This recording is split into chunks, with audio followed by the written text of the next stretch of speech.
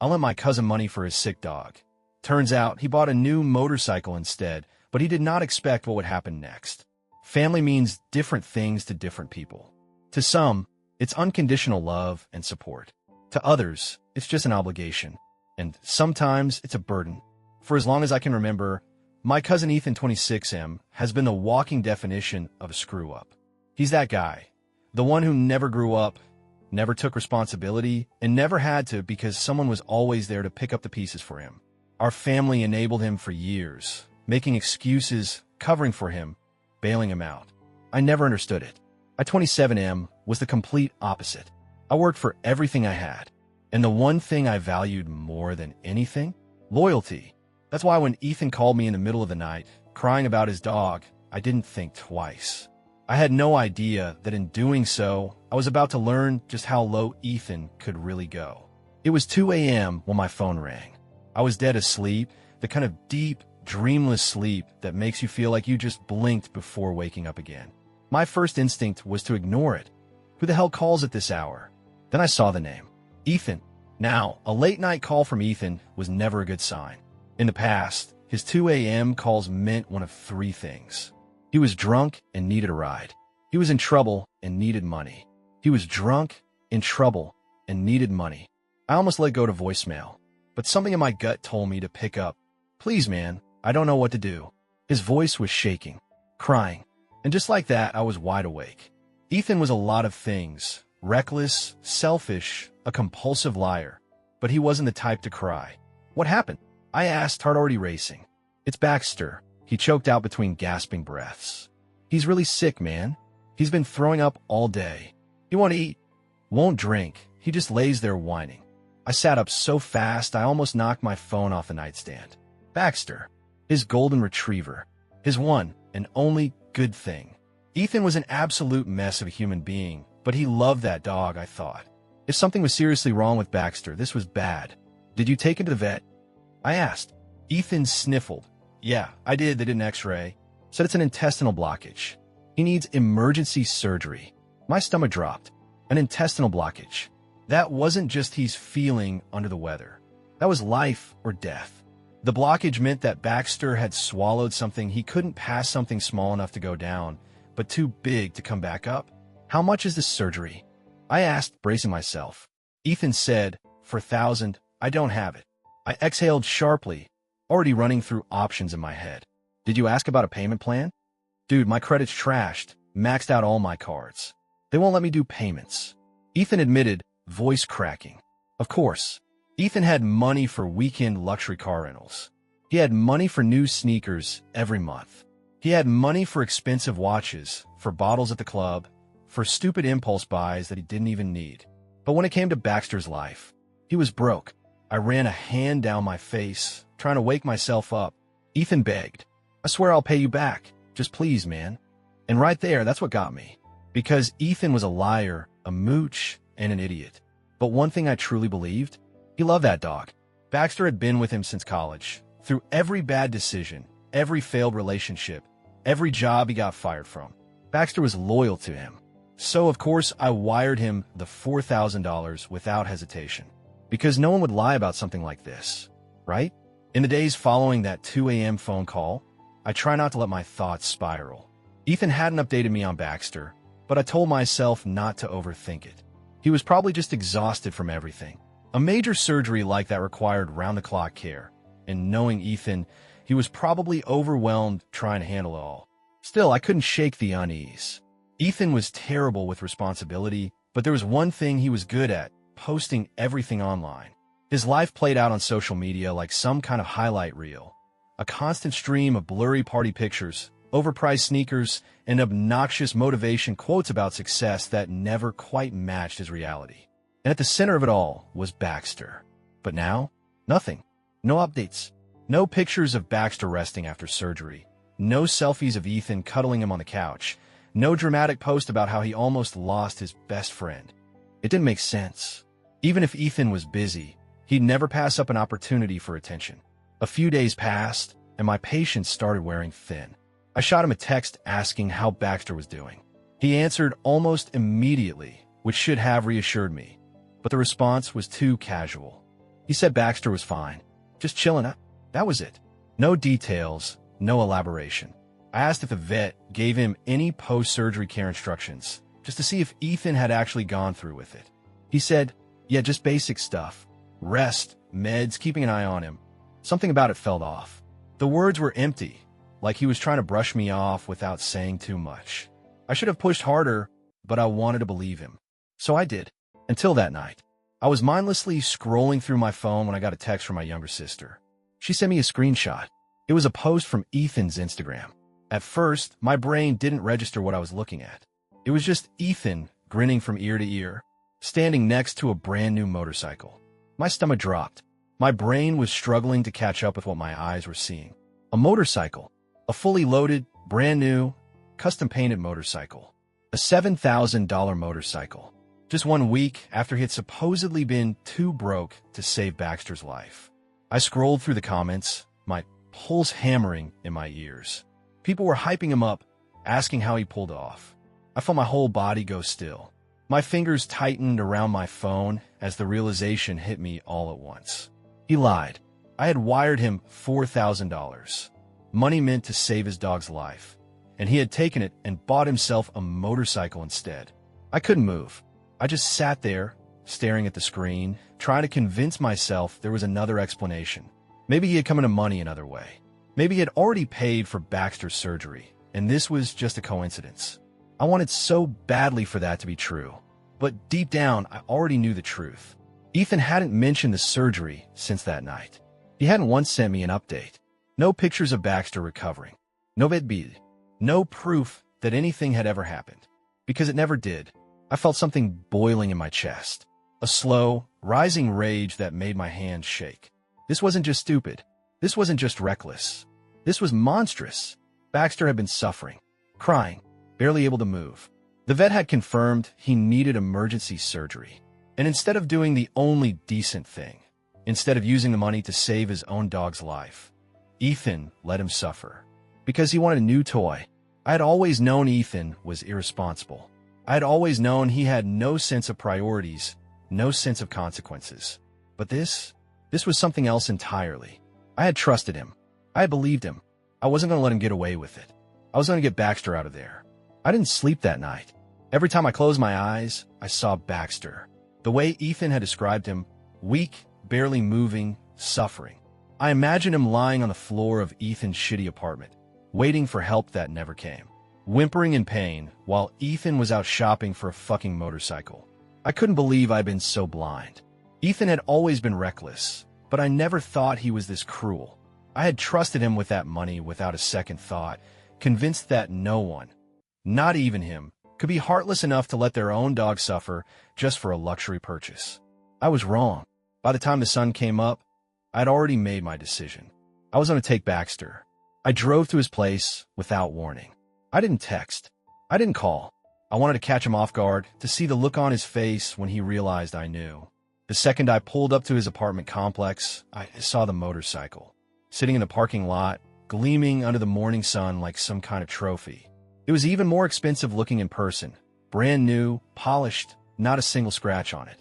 The sight of it made my blood boil. I parked next to it. My mind was racing through every possible scenario, every excuse Ethan might throw at me. I knew him well enough to know he'd try to lie. He'd try to spin some story, try to guilt me, try to weasel his way out like he always did. Not this time. I slammed my car door shut and marched straight up to his house. I pounded on the door so hard I thought I might break it. There was a pause. Then after a few seconds, I heard him moving inside. When the door finally swung open, Ethan was standing there, blinking at me like he had just woken up. He was in a wrinkled t-shirt and gym shorts, rubbing his face with one hand. Then he saw my expression. He tried to play it off at first, forcing a lazy grin and asking why I was blowing up his door like a psychopath. I didn't say anything. I just pushed past him and walked inside. The apartment was a mess. It always was. Empty beer bottles, takeout containers, clothes thrown across the couch. But I didn't care about any of that. I was looking for Baxter. My eyes scanned the room until I found him. And when I did, my stomach dropped. Baxter was lying in the corner, curled up on a dirty blanket. He wasn't fine. His breathing was shallow. His stomach was bloated and tight. His fur looked dull, his eyes half open, barely registering me. He looked worse than before. A wave of rage hit me, so hard I could barely breathe. Ethan must have seen the look on my face because he immediately went on the defensive. He started saying that I was overreacting, that Baxter was just tired, that the vet had told him sometimes dogs pass the blockage naturally. I saw red. I turned to face him, my hands clenched into fists. He was lying, straight to my face. He never took Baxter in for surgery. He never even tried. Instead, he had let him suffer. While he was out showing off his new motorcycle, Ethan kept trying to laugh it off, saying he had been keeping an eye on him and that the vet said dogs sometimes get better on their own. I had heard enough. I grabbed my phone and started dialing. Ethan's smug expression dropped immediately. He asked what I was doing, but I ignored him. When the call connected, I spoke clearly and directly. I told the local animal control office that I was in a situation where a dog was being neglected to the point of medical emergency, that his owner had received the money for surgery and refused to get it, that the dog was barely responsive and in immediate distress. Ethan's face went pale. He tried to snatch the phone out of my hand, but I shoved him back. Then, when he saw that I wasn't backing down, he switched tactics. He started begging, saying he had just been waiting to see if Baxter got better on his own, saying he had planned to take him in if he got worse, saying he didn't realize it was this serious. Bullshit. I told him to shut up. I told him he didn't deserve that dog. And when he tried to physically block me from picking up Baxter, I told him that if he touched me, I would press charges. By the time the animal control officer arrived, Ethan was desperate. But then Ethan instantly gave up. The entire drive to the emergency vet, I kept glancing at Baxter in the back seat. I wasn't even sure if he knew what was happening. He was too weak to sit up, but his tail thumped once against the seat when I looked at him. That tiny movement almost broke me. He had been in so much pain for so long, and he was still wagging his tail. This wasn't just about getting him out of there.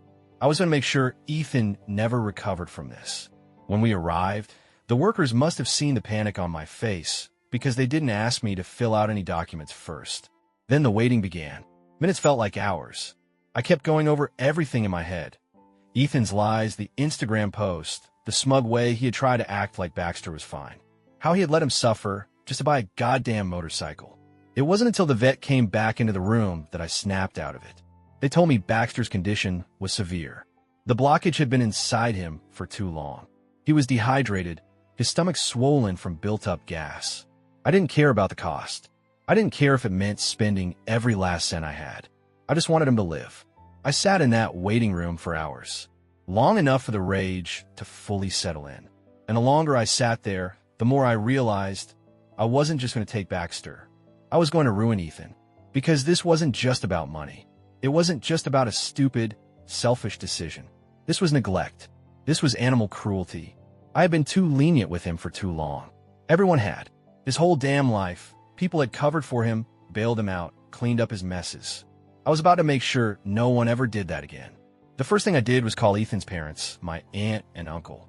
They already knew me well enough to sense the fury in my voice. When I told them what Ethan had done, how he had lied, stolen money, and let his own dog suffer for over a week, they were silent for a long time. Then my uncle just said, "That stupid little shit." Turns out, Ethan had borrowed money from them too. He had told them he needed rent money because he was going through a rough patch. He had milked everyone he could, playing the same sob story, making himself sound like a helpless victim. I told them I was done protecting him, and they agreed. They cut him off financially completely forever. No more handouts.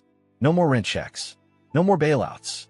His parents had let him coast through life for too long, but this was their breaking point. Next, I took it to the public. Ethan wanted attention. He was about to get it. I went straight to his social media. I didn't hold back.